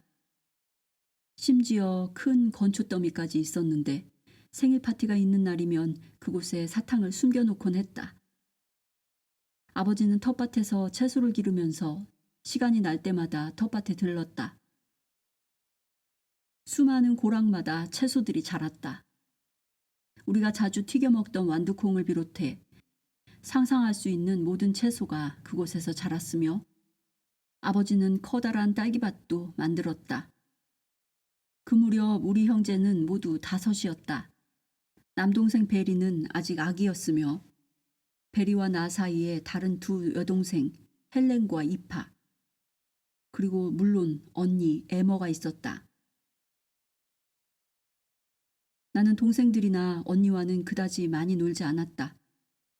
생일날이나 그 비슷한 날에만 함께 놀았을 뿐이다. 나는 형제들과는 다른 관심사를 가지고 있었다고 생각한다. 나는 다른 눈으로 세상을 보았다. 처음에 나의 새로운 생활은 조금 외로웠다. 하지만 곧 새 친구들을 만들었다. 로살린이라는 여자아이를 알게 되었는데 텃밭 뒤쪽에 담과 면한 집들 중 하나에 살고 있었다. 도로 길이만큼 늘어선 아름답고 커다란 담이었다. 우리가 신발을 망가뜨리지 않고 담 위로 올라갈 수 있도록 아버지가 우리를 위해 사다리를 놓아주셨다. 위에서 한 사람이 걸어 다닐 수 있을 만큼 폭이 넓은 담이었다. 튼튼하고 널찍해서 우리는 안전하게 그 위를 걸을 수 있었다. 우리는 그런 식으로 한 집에서 다른 집으로 혹은 텃밭 아래쪽까지 다닐 수가 있었다. 나는 그 담을, 그리고 그 위에 서서 내려다볼 수 있는 모든 풍경을 사랑했다. 로살리는 나의 가장 친한 친구가 되었다. 그 아이는 6집쯤 떨어진 담 건너편의 멋진 대저택에 살고 있었다. 우리는 도로를 따라 빙 둘러가기보다는 대부분 담 위를 걸어서 서로 왕래했다. 로살린의 집도 대가족이었지만 몇몇 형제는 이미 다 자라서 분가한 상태였다. 나는 로살린의 여동생 캐롤라인과 로살린보다 8살 많은 오빠 마이크를 알았다. 로살린은 키가 크고 말랐으며 길고 검은 생머리에 늘 재미있고 웃음이 많았다. 나는 로살린의 가족들과 시간을 보내는 것이 좋았으며 사실 우리 가족보다 그들과 더 많은 시간을 보냈다. 로살린의 아버지는 크고 강인한 독일인이었는데 검은 머리는 어느새 회색으로 변하고 있었다. 그는 사업 때문에 대부분의 시간을 멀리 떠나 있었지만 집에 있을 때는 로살린 형제 자매뿐 아니라 나에게도 무척 잘해주었다. 일요일이면 작은 사탕을 한 봉지씩 사서 아이들에게 나눠주곤 했는데 언제나 나에게도 사탕을 나눠주었기 때문에 나는 매우 기쁘고 자랑스러웠다. 로살린의 아버지는 매사에 나를 챙겼다. 봉지에는 사탕이 67개밖에 들어있지 않았지만 맛은 기가 막혔다. 나는 가능한 한 오래 먹으려고 노력했다. 로살린의 집에서 보내는 일요일이면 내가 정말 좋아하는 또 다른 의식이 있었다. 로살린의 어머니가 우리에게 이야기책을 읽어주는 일이었다. 우리 모두 로살린의 어머니 방으로 몰려가 침대 위에 앉았다. 나와 로살린과 캐롤라인 뿐일 때도 있었고 가끔 마이클이나 우리 자매들 중 한 명이 합류하기도 했다. 로살린의 어머니는 이야기를 읽어주는 실력이 탁월했고 우리는 이야기에 넋을 잃고 앉아서 아주머니가 우리를 밖으로 내보낼 때까지 1시간이 넘도록 귀를 기울이곤 했다. 때로는 책이 두꺼워서 끝까지 다 듣는데 몇 주가 걸렸다. 내가 가장 좋아한 이야기는 프랜시스 호지슨 베네트가 쓴 비밀의 화원이었다. 우리가 사는 집 텃밭에는 나무로 만든 커다란 그네가 있었다. 아버지가 수리를 한 뒤로 그네가 정말 높이 올라갔다. 나는 몇 시간이고 그네에 앉아서 놀았다. 내가 그네에 앉아 있을 때면 천사들이 나에게 삶에 대해 또 살아가는 일에 대해 많은 간단한 교훈들을 가르쳐 주었다.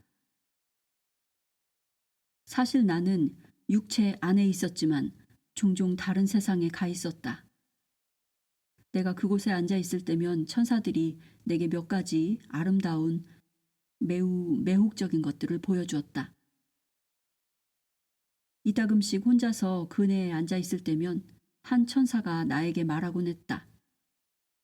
로나, 손을 내밀어 봐. 너에게 보여줄 게 있어. 그런 다음 천사는 내 손바닥에 작은 무엇인가를 올려놓았다.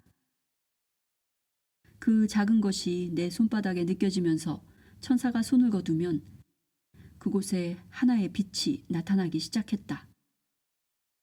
어떤 때는 이 빛은 작은 별이나 데이지꽃처럼 보였으며 그러다가 마치 살아나는 것처럼 점점 커지기 시작했다. 점점 커짐에 따라 열을 내기 시작하면서 밝은 노란색 빛이 퍼져나왔다. 그 빛은 내 손바닥에서 떠올라 공중으로 올라갔으며 계속 밝아지다가 부분적으로 태양을 가리는 바람에 나는 눈을 가늘게 뜨거나 눈에 상처를 입지 않고도 해를 직접 바라볼 수가 있었다. 그런 다음 나는 마치 하나의 거울처럼 그곳에 비춰진 아름다운 모습을 보곤 했다. 사람의 얼굴 같은 아름다운 얼굴 하나가 미소 지으며 나를 내려다보고 있었다. 처음 그 일이 일어났을 때 천사들은 나에게 그것이 천사들의 여왕이라고 말했다. 그들은 어린 내가 이해할 수 있는 단어들을 사용해 말하는 것을 좋아했다. 그들은 내가 읽은 동화들을 상기시키면서 나의 어머니가 우리 가족의 여왕이듯이 여왕은 어머니와 같은 존재라고 말했다. 천사들은 그 사람이 천사들의 여왕, 우주의 어머니, 창조의 어머니, 그리고 모든 천사들의 어머니라고 설명했다. 그 얼굴을 보고 있는데 그 노란색 구가 갑자기 수백만 개의 작은 조각들로 폭발하더니 태양으로부터 나오는 황금빛 물결처럼 떨어져 내렸다. 몇 년에 걸쳐 천사들이 나에게 정기적으로 이 선물을 주었다. 어른이 된 후에도 특히 내가 어떤 확신이 필요할 때면 그렇게 했다. 물론 발리문으로의 이사는 새로운 학교를 의미했다. 세 자매와 함께 나는 남녀공학인 작은 공립학교로 전학을 했다. 집에서 걸어서 30분 정도 넘게 걸리는 거리였다. 언니와 동생들은 버스를 탔지만 나는 대부분 걸어서 가는 쪽을 택했다. 학교로 가는 길에는 서둘러 걸음을 옮겨야만 했다. 그렇지 않으면 지각을 해서 문제에 휘말릴 수가 있었다. 하지만 집에 오는 길에는 천천히 내 시간을 누릴 수가 있었다. 같은 부지 안에 한쪽에는 학교가, 중앙에는 성당이, 그리고 맞은편에 강당 건물이 하나 있었다. 학교에는 교실이 3개뿐이어서 그것으론 충분하지 않았기 때문에 옆에 있는 강당을 2개의 교실로 나누어서 사용했다. 첫 해에 나는 그 강당 안에서 수업을 받았다. 2 반이 강당 양쪽 끝에서 수업을 받았으며 중간에 칸막이 같은 것도 없었다. 존스 선생님이 나의 담임이었는데 나를 무척 모질게 대했다. 그의 눈에 나는 그저 멍청이였으며 나 같은 학생을 자기 반에 데리고 있는 것이 그에게는 무척 짜증나는 일인 것 같았다. 어느 날 아침 천사들이 나에게 그날 학교에서 나를 무척 기쁘게 해줄 어떤 특별한 일이 일어날 것이라고 말했다. 언제나처럼 천사들이 옳았다. 그날 일어난 일은 그때도 나를 행복하게 만들었지만 지금 생각해도 그렇다. 아일랜드어 수업 시간이었는데 존스 선생님이 문제를 하나 내면서 정답을 맞히는 사람에게 반 크라운의 상금을 내걸었다. 선생님은 아일랜드어 크랜이 영어로 무슨 뜻인가를 묻는 문제를 내고 오른쪽 줄에서부터 순서대로 물었다. 나는 왼쪽 끝에 혼자 앉아 있었다. 한 명씩 반 전체에게 물어도 답을 아는 학생이 없었다. 여느 때와 다름없이 선생님은 나에게는 묻지 않았다. 책상에 혼자 앉아있던 나는 답을 알고 있었다. 나는 너무 흥분해서 내 차례가 오기를 기다리며 조바심을 냈다. 자리에서 벌떡 일어나 답을 소리쳐 말하고 싶었다. 천사들이 나를 가만히 앉아있게 하느라 애를 먹었다. 천사들아, 제발 선생님이 내 쪽을 보게 해줘. 제발 부탁이야. 선생님에게 나한테도 물어보라고 좀 해줘. 나는 거의 울음을 터뜨리기 직전이었다. 천사들이 말했다. 걱정하지 마, 로나. 선생님이 너한테 물어볼 거야. 존스 선생님은 아이들의 거듭되는 틀린 대답에 충격을 받아서 계속 물었다. 잘 생각해봐. 너희들 어떻게 된 거 아니냐? 아주 쉬운 문제야. 그때 선생님의 표정을 떠올릴 때마다 지금도 웃음이 난다. 두 눈이 점점 커지고 얼굴은 붉게 상기되었다. 선생님은 어쩔 줄 몰라 했다. 나를 제외하고 마지막 아이에게 묻고 나서 선생님은 이렇게 선언했다. 좋아. 아무래도 반 크라운의 임자는 이곳에 없는 모양이군. 호수스가 계속 존스 선생님 바로 오른쪽에 서서 나를 손가락으로 가리키고 있었다. 물론 선생님은 호수스를 볼 수 없었다. 나는 호수스에게 선생님의 손을 잡고 내 쪽으로 데리고 오라고 소리치고 싶었다. 반 전체가 침묵에 잠겼다. 아무도 소리를 내지 않았다. 천사들의 언질에도 불구하고 존스 선생님은 나에게 물어볼 생각이 전혀 없어 보였다. 선생님은 자신의 책상을 향해 걸어갔다. 교실에는 여전히 정적만이 흘렀다. 그때 갑자기 호수스와 존스 선생님의 수호천사가 선생님의 팔을 부드럽게 잡아서 방향을 돌려 세운 뒤 선생님의 귀에 계속 속삭이면서 내가 앉아있는 쪽으로 이끌었다. 선생님이 말했다. 아무 소용없는 짓이겠지만 어쨌든 물어나 보자. 선생님은 내 이름을 호명했고 나는 자신감 넘치는 기쁜 목소리로 말했다. 단어의 뜻은 나무입니다. 선생님의 얼굴이 흑빛으로 변했다. 정답이었던 것이다. 반 전체가 웃으면서 박수를 치고 기뻐했다. 선생님은 어쩔 수 없이 나에게 반 크라운을 주었으며 감사하다고 말하는 내 손바닥에 선생님이 동전을 올려놓던 순간을 나는 영원히 잊지 못할 것이다. 나는 전에는 그렇게 큰 돈을 한 번도 가져본 적이 없었다. 반 크라운이나 되는 돈을. 학교가 끝나면 대부분의 아이들이 서둘러 집으로 갔지만 나는 가능하면 천천히 걸으면서 천사들과 시간을 보내는 것이 더 좋았다. 학교에서 집까지 걸어가는데 몇 시간이 걸리는 적도 있었다. 나는 길 한쪽에 나 있는 큰 둑길을 따라 걸어가곤 했는데 그 위에서는 울타리 너머 들판 멀리와 그곳에 있는 대저택의 정원들을 볼 수 있었다. 이따금 나는 천사들과 함께 둑길을 뛰어다니고 웃고 장난을 쳤다. 천사들은 나에게 여러 가지를 보여주었다.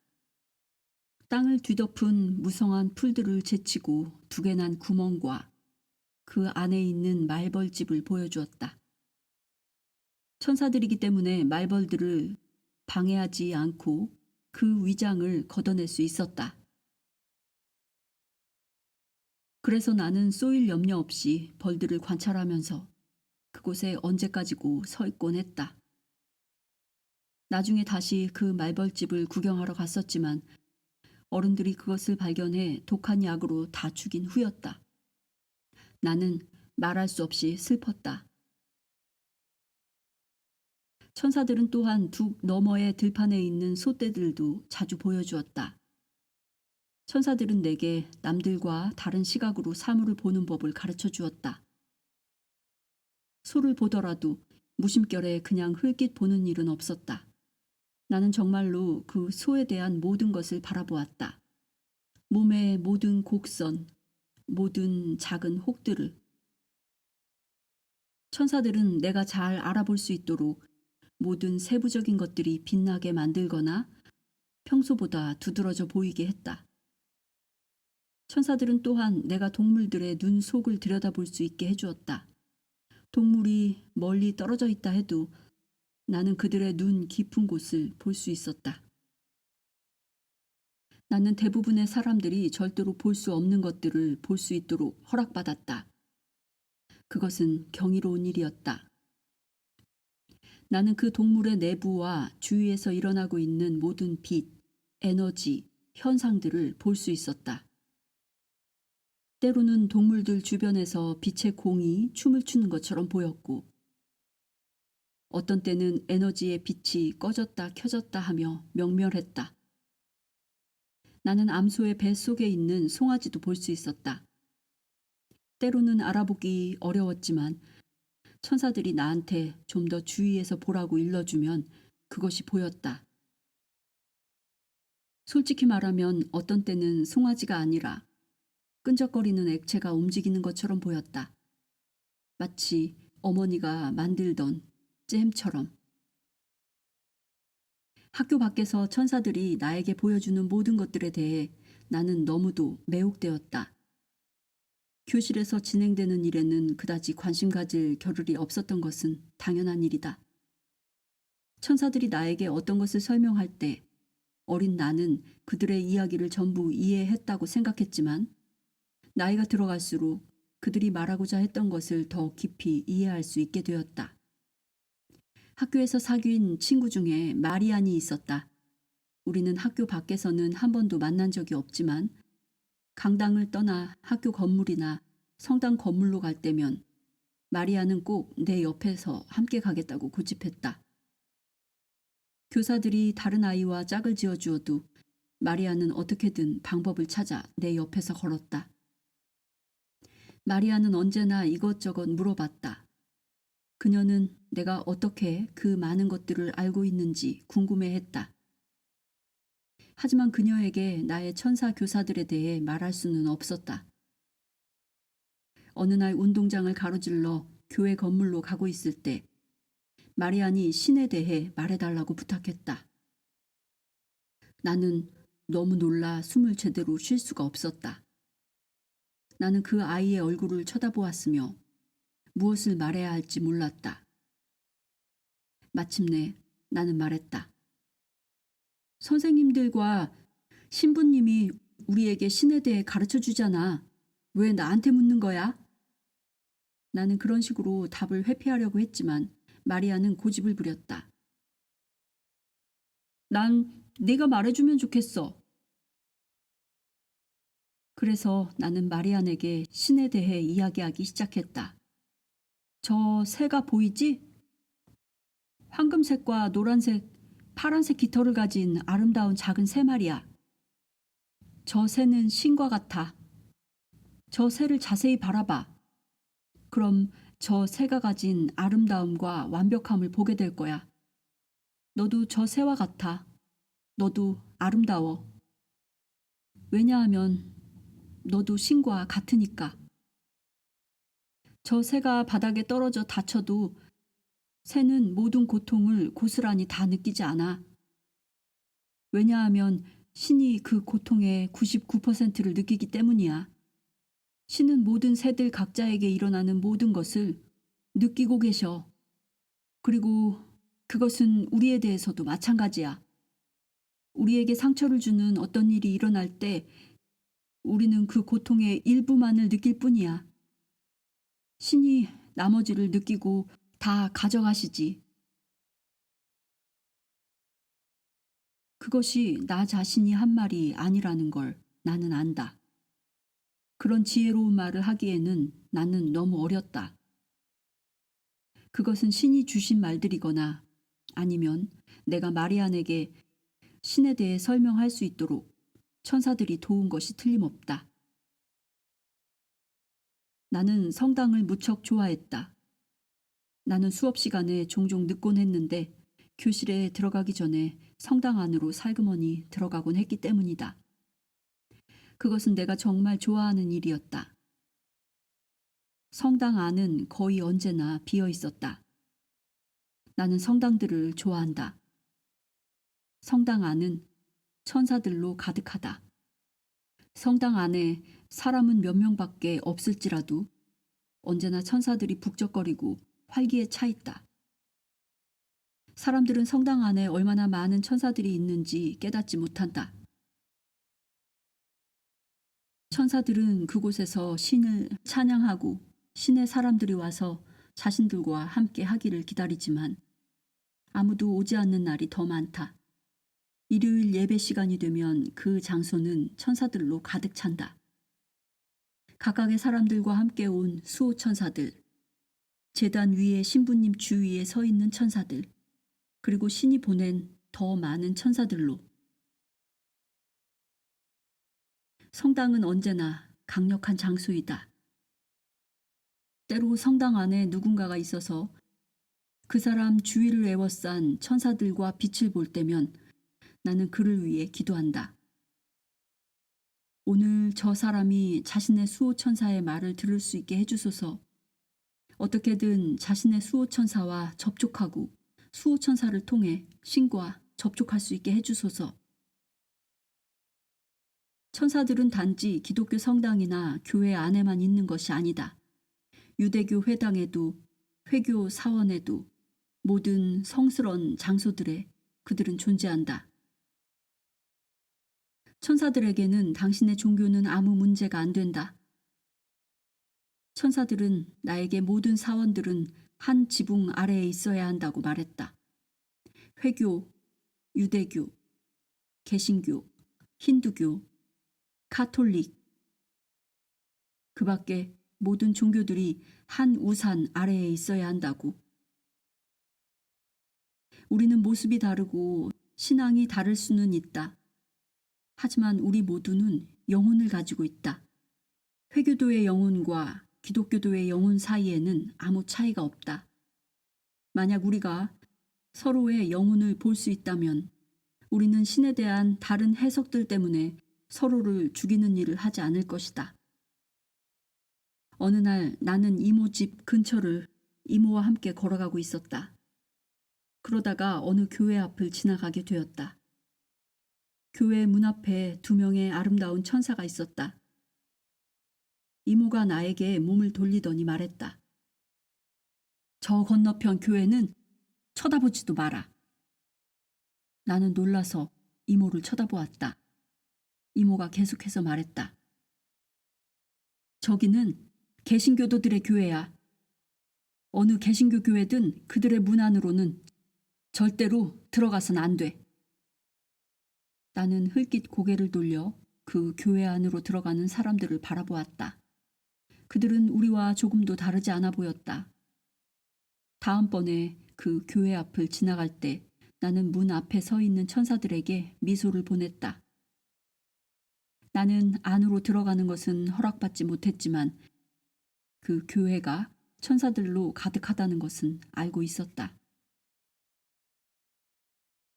우리 바로 옆집에 사는 부르타그 부인은 빼어난 외모의 아름다운 여성이었다.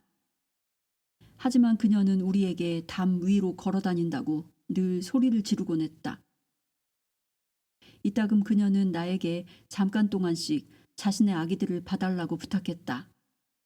어느 오후, 그때 나는 9살이었는데 무르타그 부인이 우리 어머니와 차를 마시는 동안 나더러 자기 집에 와서 아기들을 봐달라고 부탁했다. 내가 막 그녀의 집에 들어서려는데 한 천사가 문 앞에 서 있다가 말했다. 집 안으로 들어가면 매우 조심해야 돼. 나는 그 말에 겁을 먹었지만 마지못해 그 집 주방으로 들어갔다. 무르타그 부인은 외출 준비를 마쳤고 화로 위에는 냄비가 끓고 있었다. 내가 그녀에게 물었다. 저것을 그냥 올려놓고 나가실 거예요? 무르타그 부인이 말했다. 괜찮을 거다. 내가 또다시 물었다. 불을 끄지 않으실 건가요? 그녀는 내 말을 듣지도 않았다. 그녀는 자신이 말한 대로 상대방이 하지 않으면 무척 화를 내는 성격의 사람이었다. 주방에는 아장거리며 걷는 아기와 커다란 유모차에 탄 아기, 그렇게 2명의 아기가 놀고 있었다. 무르타그 부인이 떠나자마자 나는 주방 주위를 살펴보았다. 뒷문은 잠겨 있었고 열쇠도 꽂혀 있지 않았다. 갑자기 휙 하는 소리와 함께 냄비가 폭발했다. 무슨 일이 일어난 것인지는 알 수 없지만 사방에 연기와 불꽃이 일었다. 나는 아장거리는 아기와 유모차를 재빨리 움켜잡고 복도로 나가려고 했다.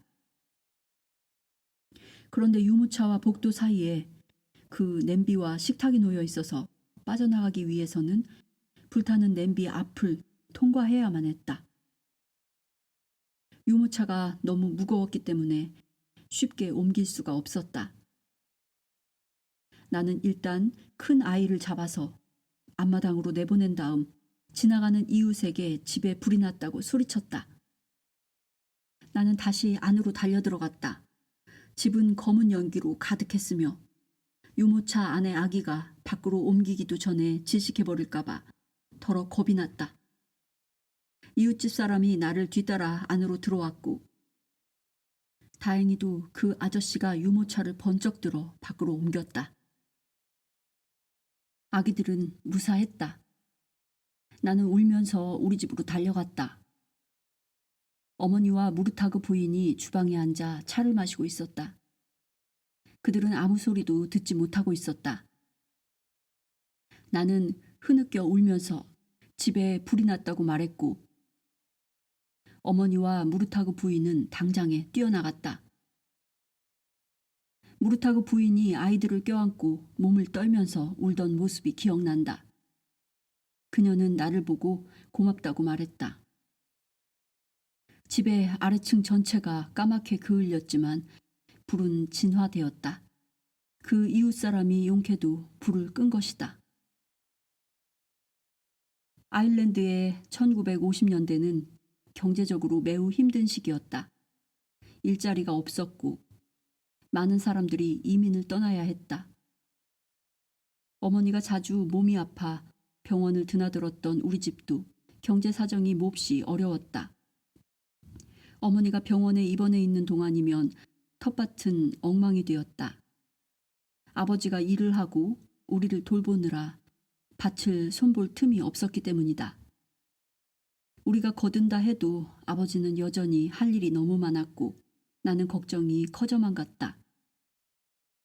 나는 학교로 가는 길에 천사들에게 우리 집에서 일어난 일들을 이야기하곤 했다. 천사들은 나에게 걱정하지 말라고 어머니가 곧 좋아지실 것이라고 말했다. 아버지는 아침 일찍 우리를 깨워 학교 갈 준비를 시켰다. 우리는 아버지가 아침 식사 준비하시는 것을 돕고 점심때 먹을 샌드위치를 만들었다.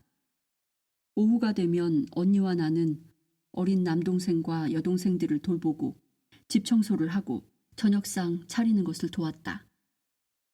돈이 부족한 터에 병원을 오가느라 아버지의 버스비까지 들었기 때문에 어머니가 아플 때 우리는 저녁을 굶는 날이 많았다.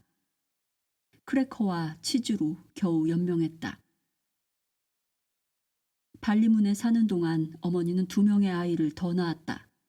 둘 다 남자아이로 코맥과 딜런이었다. 우리는 7남매가 되었다. 모두 13살 아래였다. 사는 것이 힘들었다. 언젠가는 아버지가 일자리를 찾아 영국으로 갔는데 몇 달이나 돌아오지 않는 적도 있었다. 그래서 또다시 채소들은 자라지 않았고 텃밭은 황폐해졌다. 나는 천사들에게 내가 아버지를 얼마나 보고 싶은지, 아버지가 멀리 떠나 있어야만 하는 것이 얼마나 슬픈지를 말하곤 했다. 아버지가 갑자기 집으로 돌아온 그날을 나는 잊을 수 없다. 창밖을 내다보라는 천사들의 말에 고개를 돌리자 외투를 입고 모자를 쓰고 짐가방을 든 아버지가 집을 향해 걸어오고 있는 모습이 보였다. 나는 아버지가 얼마나 멋진 남자인가를 깨달았다. 집을 떠나 있을 때면 아버지가 전보다 훨씬 늙어서 돌아올 것이라고 생각했지만 아버지는 실제로 무척 젊어 보였다. 그럴 수밖에 없는 것이 아버지는 그때 30대 초반밖에 되지 않았기 때문이다. 나는 너무도 행복했다. 나는 달릴 수 있는 최고의 속도로 계단을 뛰어내려가 어머니에게 말했다. 어머니가 문을 열고 아버지를 집 안으로 맞아들이는 동안 나는 어머니 뒤에 숨어 있었다. 우리 모두 그날 너무 행복했다. 아버지는 곧바로 다시 나가서 일자리를 찾아봐야 했지만 무엇보다 먼저 텃밭을 손보기 시작했다. 우리도 모두 손을 걷어붙이고 거들었다. 나는 언제나 아버지를 돕는 것이 즐거웠으며 채소를 기르는 것도 좋았다. 채소들 주변에 자란 잡초를 뽑고 천사들에게 채소가 잘 자랄 수 있게 도와달라고 부탁했다. 더 많은 일을 돕고 싶은 마음이 간절했지만 너무 어릴 때는 혼자서 할 수 있는 일이 그다지 많지 않다. 나는 무엇인가를 더 할 수 없어서 스스로 절망해 종종 눈물을 흘리기까지 했다. 하지만 아무도 내가 우는 것을 보지 못하도록 텃밭에 헛간 뒤로 숨곤 했다. 나는 우리 집과 면에 있는 막다른 골목 건너편에 사는 가족과 자주 어울려 놀았다. 그들은 우리처럼 대가족이었고 나는 나와 나이가 비슷한 그 집의 둘째 아이 앨리스와 매우 친하게 지냈다. 그 가족의 아버지는 영국으로 일하러 떠나는 일이 잦았고 그들의 어머니는 집 안팎에서 매우 열심히 일했다. 앨리스의 아버지는 몇 달에 한 번씩 집에 왔는데 어느 날 천사들이 나에게 그가 곧 하늘나라로 갈 것이기 때문에 다음번에 집에 오는 것이 마지막이 될 것이라고 알려주었다. 나는 슬펐다. 많은 것들이 바뀌었다. 나는 더 이상 앨리스네 집에 가고 싶지 않았다. 나는 스스로 거리를 두었지만 누구도 그것을 눈치채지 못하도록 최선을 다했다. 특히 앨리스가. 그러던 어느 날 집에 있는데 천사들이 말했다. 며칠 후에 우리가 너한테 앨리스의 집으로 가라고 말할 거야. 그럼 넌 그곳으로 가야 돼. 사흘 뒤 천사들이 나에게 말했다. 나는 깊은 숨을 들이쉬고는 집을 나서서 곧장 길을 건너 앨리스의 집 옆문으로 들어갔다. 집을 돌아 주방문을 두드렸다. 앨리스의 어머니가 문을 열어주었다. 나는 똑바로 주방 안을 들여다보았다. 그곳은 평소보다 어두워 보였다. 앨리스와 그녀의 남동생이 그곳에 있었다. 앨리스가 고개를 돌려 나를 보고는 환하게 미소를 지었다. 나는 문 안으로 몇 걸음 걸어 들어갔다. 나는 더 이상은 들어가고 싶지 않았다. 앨리스는 자신의 아버지가 집으로 오고 있다고 흥분해서 말했다.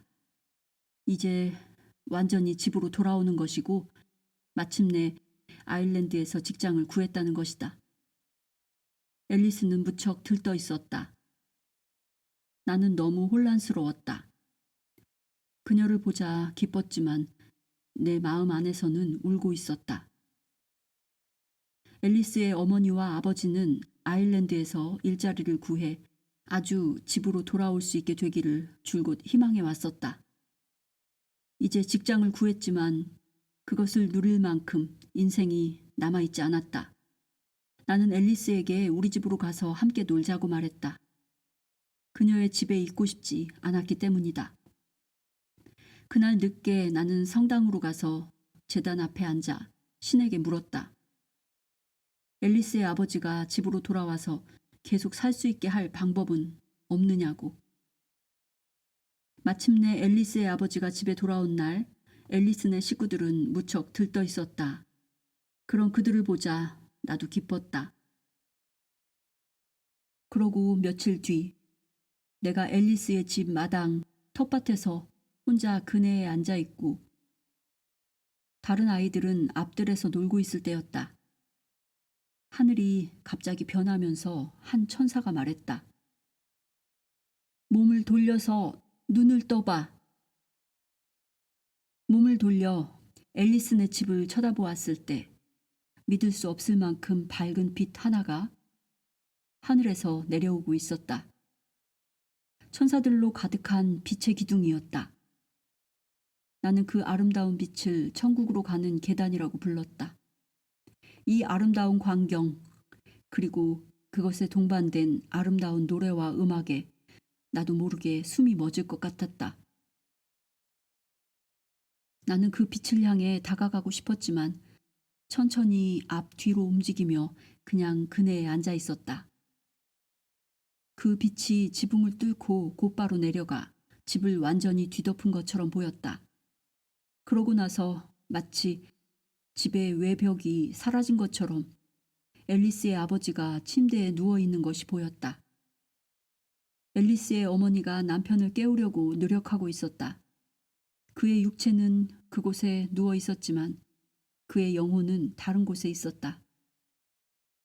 그의 영혼은 양쪽에 2명의 다른 영혼들과 함께 침대의 머리맡에 서 있었다. 앨리스 아버지의 영혼은 그 2 영혼을 잘 아는 것처럼 보였다. 그들이 누구인지 알 수 없었지만 그들은 앨리스의 아버지와 닮아 있었다. 그의 영혼을 돕기 위해 온 가족들이라고 추측할 뿐이었다. 그곳에는 또한 많은 천사들이 있었다. 앨리스의 아버지는 2 영혼과 천사들과 함께 빛 속으로 올라갔다. 영혼들과 천사들이 매우 부드럽게 그를 잡아주었다. 그들이 거룩한 노래와 음악이 계속되는 가운데 수많은 천사들에게 둘러싸여 그 아름다운 빛의 기둥을 따라 올라가는 것을 나는 보았다. 앨리스의 아버지와 2 영혼은 잠시 멈추는가 싶더니 앨리스의 아버지가 아래를 내려다보았다. 나에게는 시간이 멈춰버렸다. 갑자기 그 집이 시야에 들어왔고 그 계단은 사라졌다.